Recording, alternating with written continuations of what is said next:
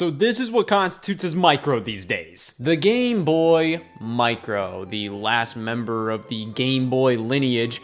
An interesting one to go out on. This was during the reign of the Game Boy Advance, but also, you know, the end of the reign, because this was after the Nintendo DS launched. Nintendo showed a lot of, like, hesitancy with the DS, just the fact that the DS had an entire extra slot just for Game Boy Advance games. I think that was kind of their, you know, insurance card right there. Well, if the DS fails, you know, I mean, it's just a part of the Game Boy line, you know, this wasn't our actual, like, successor to the Game Boy. No, not at all. I mean, you look back at that, how weird is that? How it's just like, oh yeah, it's backwards compatible with our previous system.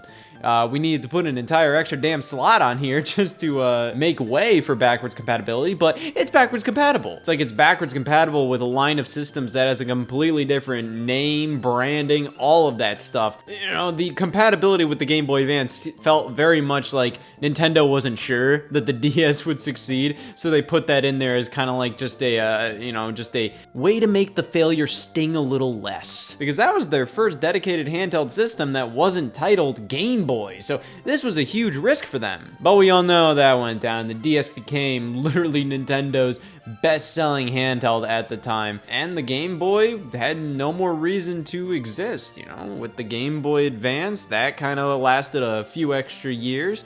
But it was obvious the DS was the future. But Nintendo still tried a little something. Game Boy Micro released in 2005.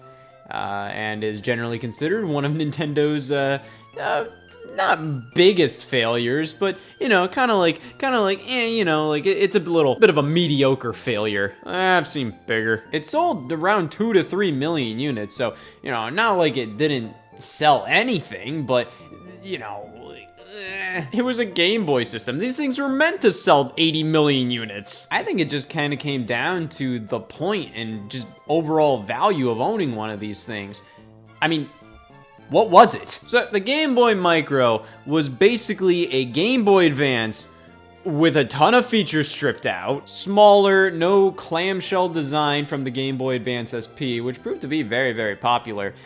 This very much seemed to be kind of a hip, modern, fashionable variant of the Game Boy. Kind of a Game Boy that you'd be proud to whip out during lunch. I mean, comparing it to the Game Boy Advance SP, the Game Boy Advance SP is supposed to be incredibly compact, even, you know, especially when it's closed. This is how it's gonna be in your pocket. And even when it's closed, like, the Game Boy Micro is so much smaller. I don't think it's much of a coincidence that this kind of came out around the time that the iPod Mini and iPod Nano were hitting the scene. Nintendo's ad campaigns around this time, especially when the Wii launched, really did feel like they were kind of taking notes from Apple in terms of minimalism and just trying to be cool and, you know, marketable to the casual crowd. And this is something you can imagine, you know, like people playing in commercials like those old iPod commercials with the silhouettes on the colorful backgrounds. You know, this is what it felt like. And it definitely felt like that because this has interchangeable faceplates. You know, hey, express yourself. Well, this is me right here. So with the faceplates and the tininess of it all, this really felt like kind of like, oh, this is a Game Boy that you buy to be cool, rather than like, oh, here's the reason to buy it. Because let's be honest, what was the reason to buy it outside of just looking cool? The Game Boy Advance SP is always kind of seen as the definitive Game Boy Advance, or Game Boy in general, really. I mean, you have the clamshell design, which protects the screen. You have, you know, all the buttons you're gonna need. A beautiful backlit display, which, you know, there are two models of the SP. One is the original that launched with, you know, kind of a lesser lit display, but this one is, you know, most people refer to these by the model number. Well, not most people. But either way, this one is AGS 101, which means it has an improved backlight. And yeah, this thing gets pretty bright. You have all these features, and then the ability to play Game Boy, Game Boy Color, and Game Boy Advance games. The Game Boy Micro can only play Game Boy Advance games. I guess the ability to like play Game Boy and Game Boy Color really does just add to the size of this, because, you know, we try to fit this in, you know. I mean, the cartridge physically can fit, but it does not, you know, connect. Which I at least think the ability to play original Game Boy and Game Boy Advance games would would have at least added to just the functionality of this thing. The Nintendo DS and DS Lite could only play Game Boy Advance games as well, so, you know, if you were gonna market this right alongside the DS and DS Lite, it's at least something where it's just like, okay, well, like, the DS and DS Lite can only play Game Boy Advance games, at least the Game Boy Micro can play all Game Boy games in general. Yeah, no, it can only really play Game Boy Advance games, and when you take the price of this thing into consideration compared to a DS, you know, there was no question what you should buy. This thing launched at $99.99. That's usually kind of an attractive price point for something that's supposed to be like, oh, budget, but kinda cool. But for only $50 more, the Nintendo DS. The DS launched at 150 bucks, and this was only $50 cheaper and could only play Game Boy Advance games, while the DS had all these extra features, you know, internet connectivity, 2 screens, a touch screen, a microphone, straight up more buttons, bigger screens, and of course, the ability to play Nintendo DS games, and also knowing that that system is going to be supported for a couple more years with, you know, brand new releases. The Game Boy Advance was, you know, kind of like older news at that point. Not saying that it wasn't selling, but more so it was obvious that it's just like, hey, you know, you could buy this system with not as many new games coming out for it, or you could just pay $50 more and get a Nintendo DS where you get all the Game Boy Advance games and whatever new Game Boy Advance games are releasing, and all the DS games that are releasing. And then in addition, you know, they were still selling the Game Boy Advance SP. This itself launched for $100, like when it released in 2003. So by like 2005, when this was out for $100, like I don't know the price of this right off a hand in 2005,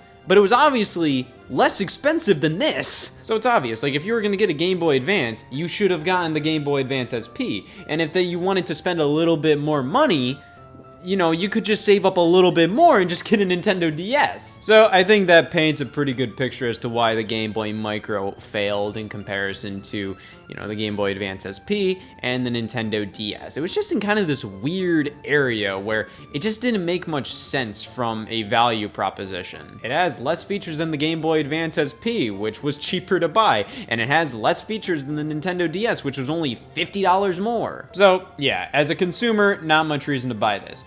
As a Game Boy Advance aficionado, ooh, it's pretty cool. It's just one of the neatest things to play Game Boy Advance games on. Yeah, the screen is smaller than the Game Boy Advance SP and the original Game Boy Advance and DS, DS Lite, all of that, but because it's smaller, the games just look so crisp on it, and it has like the brightest screen of a Game Boy. And it goes even brighter. If you hold L and move the volume rocker up and down, yeah, it can get pretty damn bright. And you know what? I lied. It does have a feature the Game Boy Advance SP doesn't have.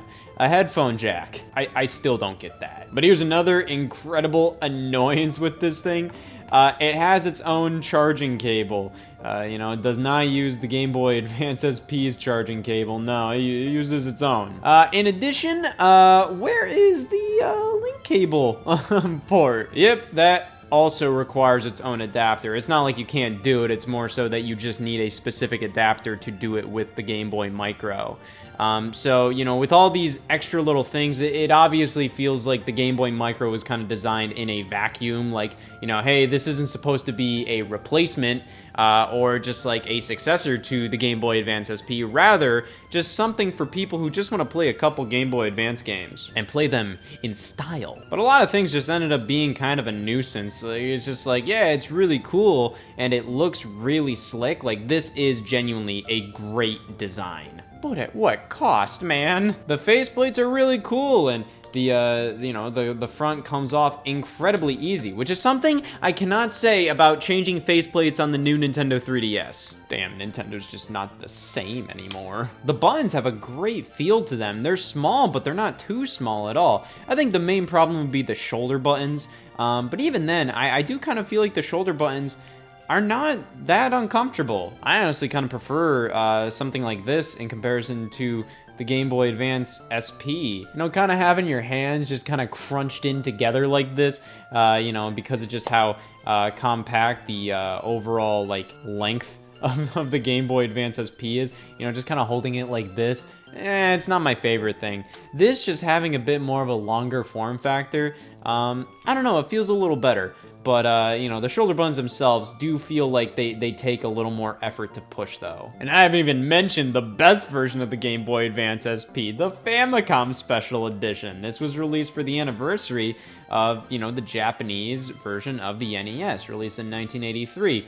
And this is based on the controller of the device, which was this golden, just like shiny thing that just looks gorgeous. I find it really interesting because this version was released in North America, which feels odd to me considering it's kind of like, well, this is based on a Japanese controller design. Like, what does the design mean to most consumers in 2005? But it is such an awesome version of the Game Boy Micro. And yeah, you know, it is a faceplate, so, you know, you could swap this on the regular Game Boy Micro. I don't know why you would, because it's just like this version still has the burgundy-ass design on the back. That just wouldn't make any sense on here. And playing games on the Game Boy Micro just feels cool. Like, it is just a different feeling experience. It kind of feels like you're playing the games in a new light. And I think that's where the value comes in with the Game Boy Micro. It feels like such a unique experience.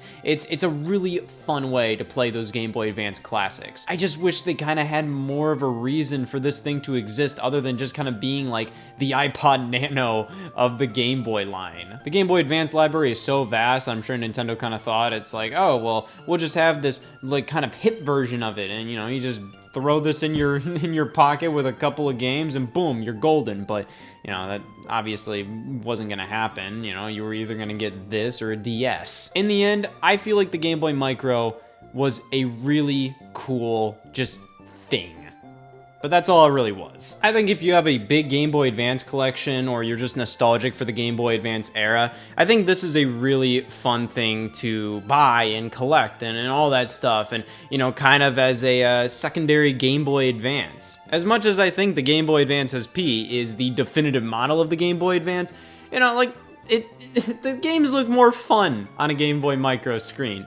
That screen is so much smaller, which means, you know, hey, some games may not work as great for it, you know, games with a lot of tinier text, but overall, like, I just feel like it's more fun to play those games on a Game Boy Micro screen. So, damn it, I salute you, Game Boy Micro, and the void you left in Nintendo's heart.